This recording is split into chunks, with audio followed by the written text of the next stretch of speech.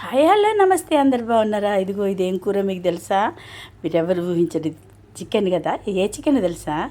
లెగ్గారన్ chicken, తెల్ల కోడి, జుట్టు కోడి అంటారు కదా, ఆ కోడి కావాలని స్పెషల్గా తెప్పించుకొని చేశానండి. చాలా బాగుంటుంది, నాటుకోడి టైప్లో ఉంటుంది. చేయండి ఈసారి ఖచ్చితంగా. ఏం లేదండి, ముందుగా ఒక కుక్కర్ గిన్నె నిండోయి. మనం ఎందుకంటే మామూలు ఉడకాలంటే చాలాసేపు పడుతుంది, అందుకని కుక్కర్ గిన్నె తీసుకొని అందులో ఉల్లిపాయలు, పచ్చిమిరకాయలు మంచిగా వేసి వేగాలి. వేగడం మాత్రం మంచిగా వేగితేనే టేస్ట్ అండి. ఈ టైంలో మనం ఏంటంటే 2 లవంగాలు, ఒక దాల్చిన చెక్క, పట్ట కూడా అంటారు కదా, ఇలా వేసేసి కొద్దిగా పసుపు వేసి తిప్పుతూ ఉండాలి. తిప్పుతూ ఉంటే ఏమవుతుంది? ఉల్లిపాయ వేగుతుంది కదా. ఉల్లిపాయ తొందరగా వేగాలంటే చిట్కాలు ఏంటంటే పసుపు, ఉప్పు వేయాలి. ఇదిగోండి నాటుకోడి చక్కగా కాల్చి కొట్టించారండి మా సారు.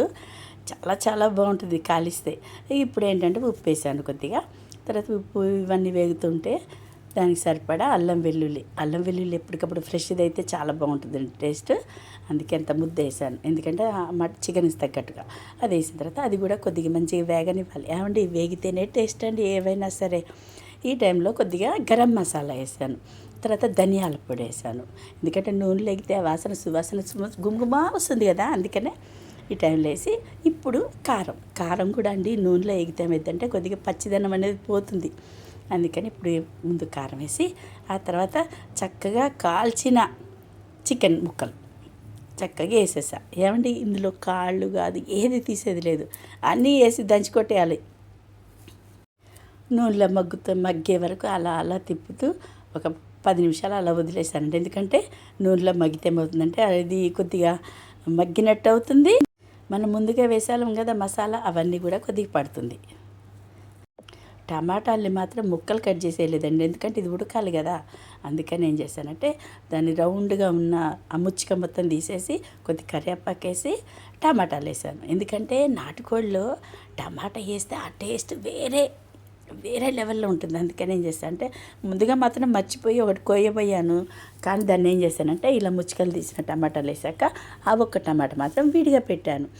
తర్వాత దీన్ని ఒకసారి మంచిగా చూసుకొని కొద్ది జీలకర్ర పొడి వేసానండి. ఇప్పుడు లాస్ట్లో వేసిందంటే కొద్ది జీలకర్ర పొడి ఇవన్నీ వేసాక కొద్ది సరిపడా నీళ్ళు వేసి ఇప్పుడు మనకు అస్సలు టేస్టీ ఏంటది, గుడ్ల సేరు. ఇది ముందేసామనుకోండి కొద్దిగా చెదిరినట్టు అవుతుంది. అందుకనే కుక్కర్ మూత పెట్టే ముందు ఇవి వేసేసి టమాటా చూసారా పక్కా పెట్టేసి ఒక 4-5 విజిల్స్ నెమ్మదిగా రానివ్వండి. అది చూసారా, టమాటా మొత్తం ఏమైందో మెత్తగా అయిపోయింది, కానీ అంతా కలవలేదు. ఇప్పుడు ఏంటంటే మనకు చికెన్ మంచిగా ఉడికినట్లు లెక్క. ఇదిగో ఇప్పుడు ఇలా తొక్కు కూడా తీసేసుకోవచ్చు, ఈజీ ఉంటుంది. అదిగో చూసారా, గుమ్మలాడే తెల్లకోడి పులుసు. దీని కాంబినేషన్ ఏంటంటే నాటుకోడి కొబ్బరన్నం కదా, అందుకని కొబ్బరన్నం కూడా చేస్తాను ఇప్పుడు.